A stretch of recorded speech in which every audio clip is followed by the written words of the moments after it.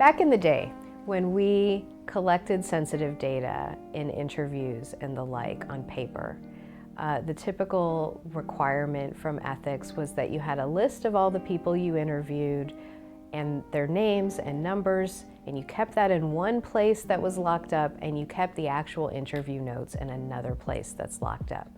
I think for sensitive data these days, you want to do the same thing. You want to have the information that identifies your participants stored in a completely different backed up location from the place that you store the evidence or the actual interview notes or focus group notes or whatever it is that's sensitive.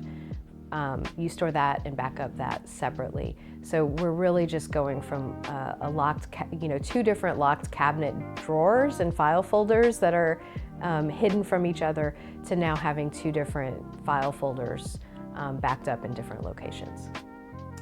The real risk nowadays is that there's so many, malware attacks, ransomware attacks, all kinds of attack threats from our online climate, that someone might not be even targeting you, but you get swept up into this kind of malware attack. Someone gets a copy of your data and they release it into the wild, without you really having any choice about it.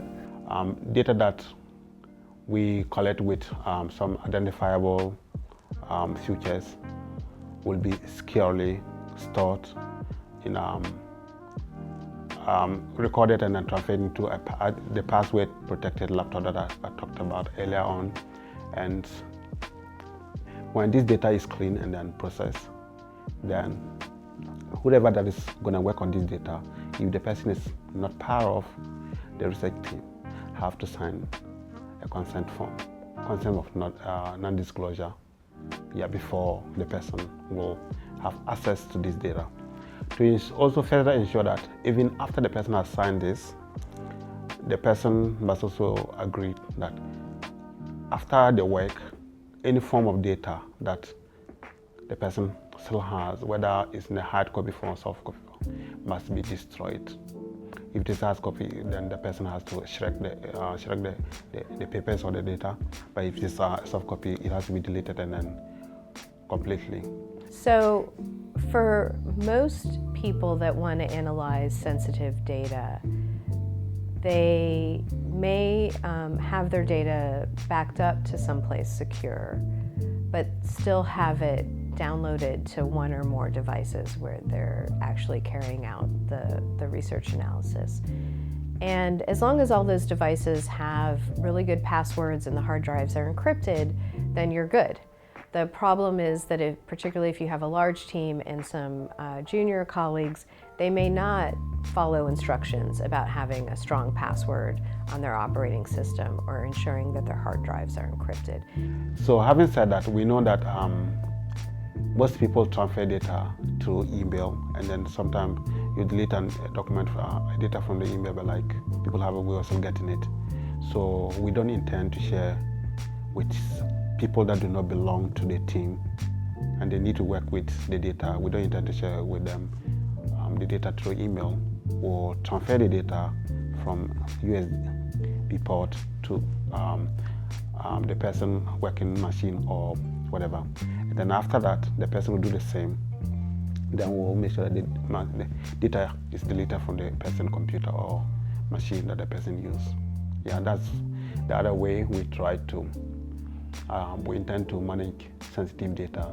And so I think secure data enclaves like SEAL at McMaster are really valuable because they provide a way to not only store and back up sensitive data, but allow people to tunnel in securely and do the research entirely in a secure environment so that there's never any data floating around on a thumb drive, a hard drive, or a tablet, or on someone's email or anything where bad actors or nefarious actors can get access to them. Until I need to work with the data, I will not regularly have access to the data. So when I need to work with the data, the part of the data I need, I'll make a request, and then he'll send me that data. He wants me to work on the data for him. The part that he wants me to work, then he'll send it to me. And it's going to be applicable to all other cases. other PIs and then their research assistants as well. I think the best practices for sensitive data management are about managing access to the data and de-identifying the data as soon as possible. Right? The goal is for us to lower the risk as much as possible, which means the less people who have access to it, the better, because there's just less risk when there's less people, and to lower the sensitivity of the data. We try as much as possible to ensure that only a few people have access to the main data that comes in. And so once we've sort of like stripped the data off of the IDs and all of that, then we can have it in our regular domain to work with it and all of that, yeah. From my view, the best way to protect the data sets is to de-identify things as soon as possible. If you're working from a de-identified data set, then it's inherently less risky than if you're working from a fully identifiable data set. Ours is medium to high risk data. And so what that's meant is we upload right away and then double delete off of whatever, wherever it's being stored. We also, if we're doing interviews on Zoom, we can't use the recording, the video recording, only the audio. There's also McMaster considerations for storing on OneDrive and the password, so we've had to think about that. And then there's also concerns when we do knowledge mobilization, so around what stories are told. So there's a lot of considerations with the higher risk data.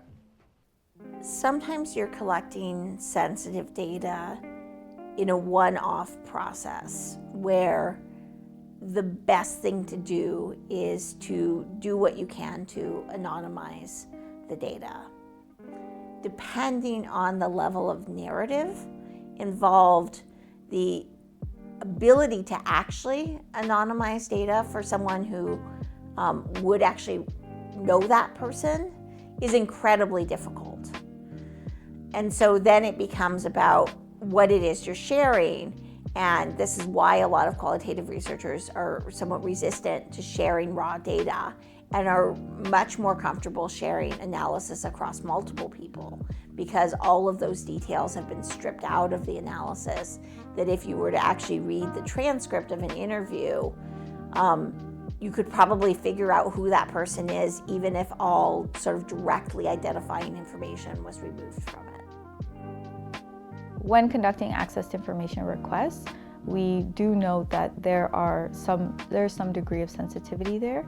So we make sure that we conduct a number of summaries so that folks can get access to what's in it. But generally speaking, we are not able to publish the documents because we do not own the documents ourselves due to copyright restrictions. So that's how we're able to share the information and what's in the access to information documents and build our Tech Lobby archive. So of course you always want to adhere to whatever the requirements of your local ethics board or collaborators' ethics boards require. I think after that you want to make sure that the data is backed up in multiple places, even though it is sensitive, and that those backup locations are secure and the data are sufficiently anonymized wherever they're saved, that the participants are protected.